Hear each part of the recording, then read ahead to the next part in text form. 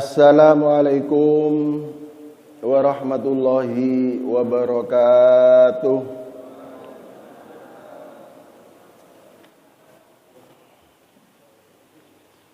A'udzu billahi minasyaitonir rajim. Bismillahirrahmanirrahim. Alhamdulillahirabbil alamin. Wa bihi nasta'inu ala umurid dunya waddin. Wassalatu wassalamu ala asyrafil anbiya'i wal mursalin sayyidina wa habibina Muhammadin wa ala alihi wa sahbihi ajmain, amma ba'du. Al-Mukarram, para alim ulama, para ustadz, para kiai, tokoh-tokoh masyarakat yang hadir pada pagi hari ini, jajaran takmir Masjid Raudhatul Falah yang saya hormati, para jemaah, bapak-bapak, ibu-ibu, hadirin wal hadirat yang berbahagia.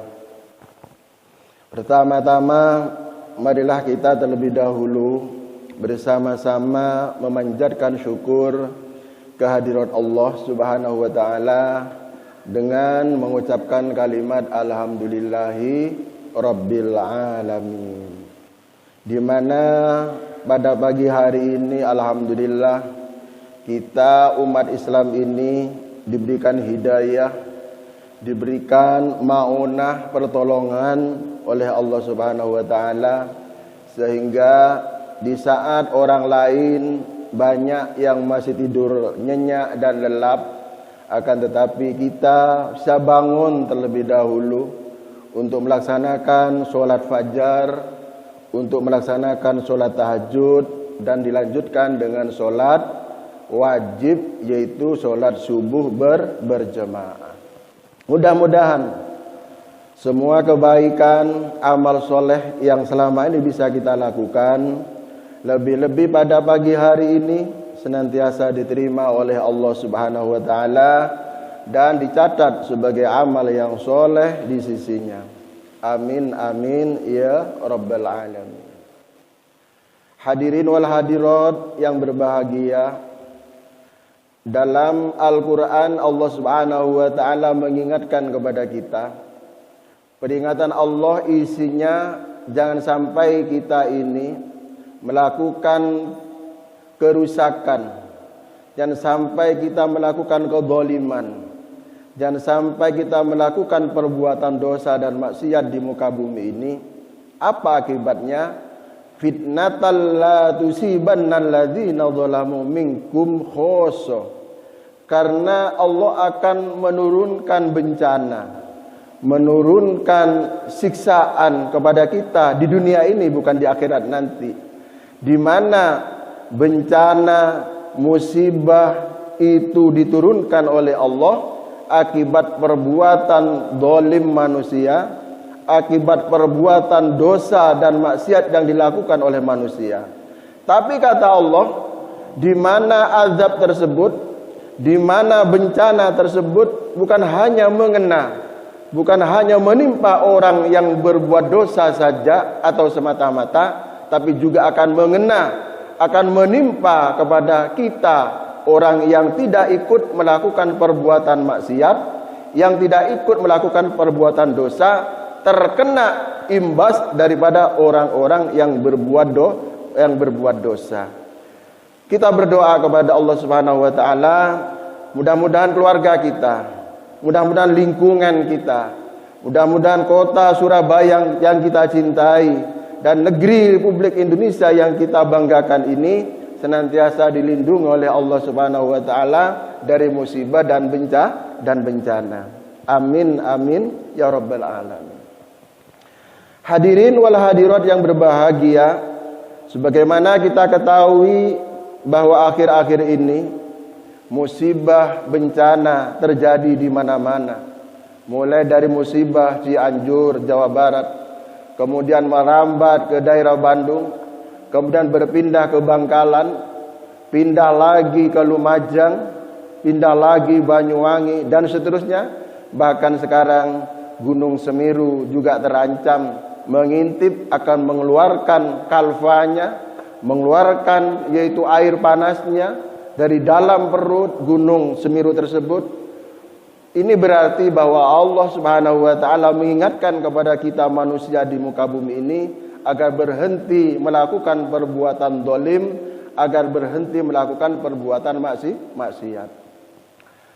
Bapak Ibu hadirin wal hadirat yang berbahagia, pagi hari ini akan saya sampaikan yaitu firman Allah Subhanahu wa taala dalam hadis qudsinya, bagaimana Allah bisa merubah, Allah bisa mengganti bencana menjadi barokah, bencana menjadi ampunan dari Allah Subhanahu wa taala.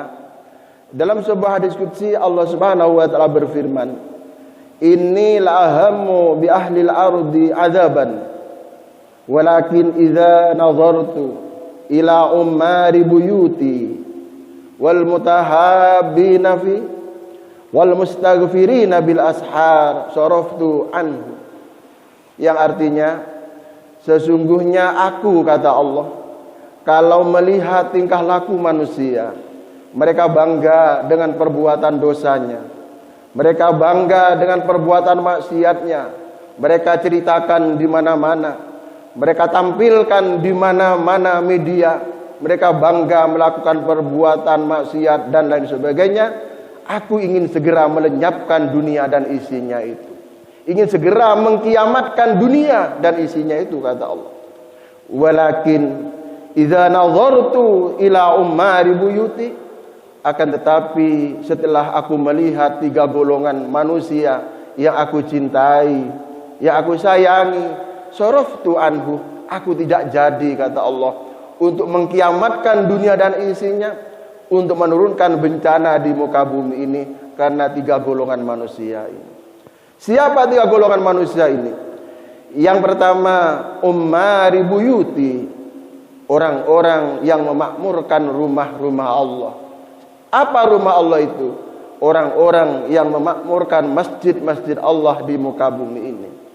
Jadi Allah berjanji, selama masjid-masjid Allah di muka bumi ini makmur, pembangunannya bagus, di tempat ibadah juga nyaman dan enak, lalu jamaahnya banyak yang hadir untuk sholat berjamaah, ngajinya juga ramai, yang belajar Al-Quran juga banyak, yang berzikir di dalamnya juga ramai, maka hal yang demikian, maka berarti masjid-masjid Allah di muka bumi ini makmur.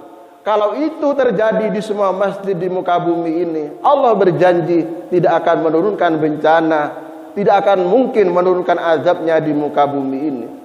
Akan tetapi jika terjadi sebaliknya, kata Allah, masjidnya sepi, orang yang sholat juga sepi, orang yang ngaji juga sepi, yang ramai adalah kafe 24 jam, yang ramai adalah pasar-pasar swalayan, yang ramai adalah tempat-tempat hiburan malam, yang ramai adalah senam-senam di waktu pagi, maka jangan salahkan Allah kalau Allah terpaksa menurunkan bencana di muka bumi ini. Dalam sebuah hadis Rasulullah Muhammad SAW bersabda, "Idza 'azzamatil ma'asi ala ummati la'anna 'alaihim." Kalau yang terjadi maksiat lebih dominan, perbuatan zalim lebih banyak daripada orang yang berzikir, daripada orang yang beribadah di masjid, maka aku terpaksa menurunkan bencana di muka bumi ini. Hadirin kaum muslimin wal muslimat rahimakumullah, dalam sebuah hadis qudsi Allah menyatakan, sesungguhnya aku akan memulai dengan menghancurkan rumahku di Baitullah Makkah Al-Mukarramah sebelum aku menghancurkan muka bumi, alam dan isinya ini. Jadi maksudnya begini, besok akan terjadi kiamat setelah Baitullah, Masjidil Haram dan Masjid Nabawi dicabut oleh Allah, diangkat oleh Allah, dihancurkan oleh Allah, lalu akan diikuti dengan kehancuran masjid-masjid di muka bumi, lalu diikuti dengan kehancuran-kehancuran yang lain yang memang dihancurkan oleh Allah Subhanahu wa taala. Jadi pada hakikatnya, kenapa Allah tidak menurunkan bencana dan kiamat sekarang ini? Karena Allah masih melihat umat Islam yang bertawaf di Ka'bah, di Baitullah Al-Makkatul Mukarramah. 24 jam di sana berturut-turut, tidak pernah berhenti umat Islam bertawaf, membaca subhanallah walhamdulillah wala ilaha illallah Allahu akbar. Tidak pernah sepi Masjidil Haram daripada orang yang berzikir, bertasbih, bertakbir kepada Allah Subhanahu wa taala. Coba panjenengan haji umrah, kita subuh di sana tidak sepi, tambah banyak orang yang tawaf. Kemudian habis subuh tidak pulang, tambah banyak orang yang tawaf di Ka'bah Al-Mukarramah tersebut. Kita siang pada panasan hari, di sana tidak sepi, semakin banyak orang yang tawaf di sana. Malam hari, jam 1 malam, jam 2 malam, semakin banyak orang yang mencari ridho dan ampunan dari Allah Subhanahu wa taala di Masjidil Haram Makkah Al-Mukarramah tersebut. 24 jam tidak pernah sepi orang berzikir, bertasbih, subhanallah walhamdulillah wala ilaha illallah Allahu akbar. Itu di Makkah. Bagaimana di Madinah? Sama. Di Raudhah orang berantri, orang berebutan supaya bisa sholat di Raudhah yang disebut dengan taman surga itulah. Karena itulah kata Allah Subhanahu wa taala, umat Islam kekasih Allah yang Allah cintai, yang mencari ampunan dari Allah di dua kota tersebut, Makkah dan Madinah itulah, maka Allah Subhanahu wa taala tidak segera mengkiamatkan dunia dan isinya ini. Termasuk di kota kita ini, kalau kita mengharapkan kota ini aman dari bencana, maka makmurkan masjid-masjid yang ada di sekitar kita. Amin, amin ya rabbal alamin. Yang kedua, kata Allah Subhanahu wa taala, kalau tidak ingin terjadi bencana, wal mutahabbina fi, kita harus rukun. Jangan sampai kita saling mendolimi di antara kita. Harus rukun. Allah itu senang melihat kalau ada hambanya rukun, sesama tetangga rukun, sesama jemaah rukun, sesama takmir juga rukun, sesama warga juga rukun. Bahwa Allah mengatakan Allah tidak akan menurunkan rahmatnya di muka bumi ini kalau orang itu tidak mau rukun. Dalam sebuah hadis, Rasulullah Muhammad SAW bersabda, Innallaha la yanzilur rahmah ala qati'i rahmin. Sesungguhnya Allah itu tidak akan menurunkan rahmatnya, kasih sayangnya di suatu tempat, di suatu umat, di suatu kaum yang di dalamnya tidak mau rukun, saling bertikai, saling menyerang, saling memfitnah antara satu kelompok dengan kelompok yang lain, satu tetangga dengan tetangga yang lain, satu RT dengan RT yang lain, saling menyerang, saling memfitnah, saling menjelek-jelekkan. Kalau itu yang terjadi, Masya Allah, jangan salahkan Allah kalau Allah menurunkan bencana di tengah-tengah kita, kalau Allah menurunkan bencana dan musibah di muka bumi ini. Hadirin wal hadirat rahimakumullah. Kemudian yang ketiga, kalau kita berharap, kita menginginkan dunia ini aman, kota kita ini aman daripada bencana, adalah wal mustaghfirina bil ashar. Kita harus banyak beristighfar kepada Allah Subhanahu wa taala. Istighfar kelihatannya remeh, istighfar kelihatannya gampang, tapi ternyata bisa merubah Allah Subhanahu wa taala. Allah murka dengan kita beristighfar, menjadi kasih sayang kepada kita dengan barokah kita beristighfar. Astaghfirullahalazim, astaghfirullahalazim, astaghfirullahalazim. Subhanallah walhamdulillah wala ilaha illallah Allahu akbar. Gara-gara kalimat itulah maka Allah tidak menurunkan bencana di muka bumi ini. Dalam sebuah hadis Rasulullah menyatakan, inna iblis qala, sesungguhnya iblis itu berujar, berkowar-kowar, mengatakan, ahlaktun nas bidunubi alal nas, aku hancurkan manusia, termasuk kita umat Islam, dihancurkan oleh iblis bil ma'asi, dengan maksiat, wadzunub, dengan dosa-dosa. Jadi iblis itu berkowar dan berujar, kita itu dihancurkan oleh iblis dengan kita melakukan perbuatan dosa dan maksiat. Walakin ahlakuni biqauli la ilaha illallah wal istighfar. Tapi manusia, umat Islam bisa menghancurkan iblis dan anak buahnya dengan berucap, dengan berzikir kalimat la ilaha illallah wal istighfar, dan memperbanyak kalimat istighfar. Astaghfirullahaladzim, seperti istighosah. Kita sering sendiri di rumah atau bersama-sama di masjid beristighosah. Astaghfirullahaladzim, astaghfirullahaladzim, astaghfirullahaladzim. Kalimat ini Bu, kalimat ini Bapak, ternyata dapat meredam kemurkaan Allah untuk menurunkan bencana, dirubah menjadi suatu istighfar, menjadi suatu maghfirah, ampunan dan barokah dari Allah Subhanahu wa taala. Dalam Al-Qur'an Allah Subhanahu wa taala menyatakan, "Wa ma kana Allahu bimu'adzibahum wa hum yastaghfirun." Allah tidak akan menyiksa manusia dunia dan akhirat selama manusia itu beristighfar kepada Allah Subhanahu wa taala. Dalam ayat yang lain Allah juga menyatakan, "Wa ma kana Allahu liyu'adzibahum wa anta fihim," kata Allah. Allah tidak akan menurunkan bencana selama engkau Muhammad ada di tengah-tengah mereka. Apa maksudnya Nabi Muhammad ada di tengah-tengah kita?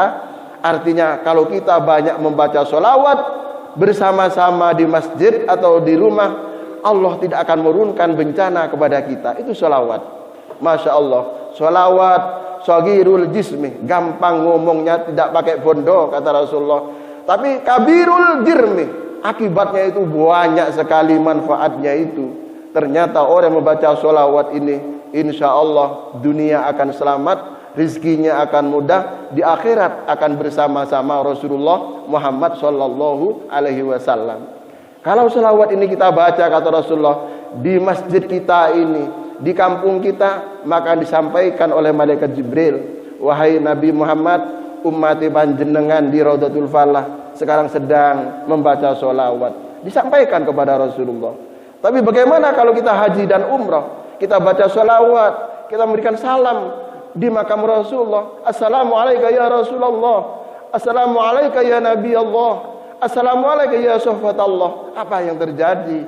Rasulullah langsung menjawab sendiri, "Wahai sahabatku, wahai umatku, engkau besok akan mendapatkan syafaat besok di hari kiamat dari Rasulullah Sallallahu Alaihi Wasallam."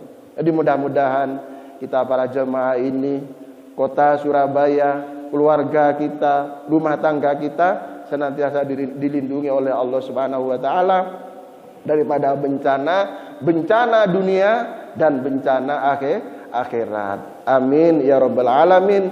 Mari kita tutup kuliah subuh kita ini dengan membaca kafaratul majalis. Mudah-mudahan semua kesalahan kita, semua dosa-dosa kita diampuni oleh Allah Subhanahu wa taala, dan kalau Allah memanggil kita untuk menghadap kepada Allah selama-lamanya, mudah-mudahan digolongkan kepada orang yang husnul khatimah.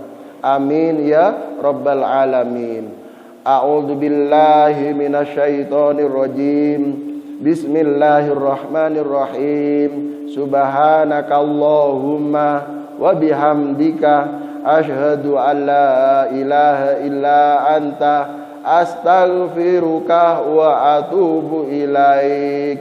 Walhamdulillahi rabbil alamin.